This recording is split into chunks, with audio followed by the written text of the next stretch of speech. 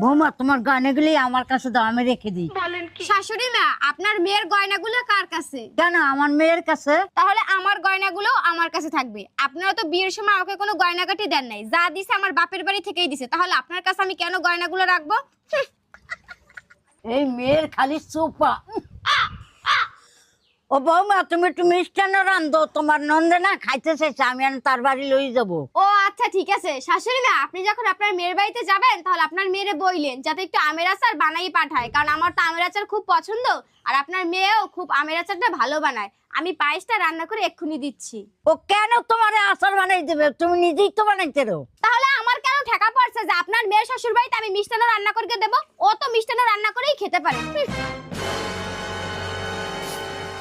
মানুষের বউরা বাপের বাচ্চা কত কিছুই লই যায়, আর আমার একটা কপাল, আমার কিছুই আন্না বাপ।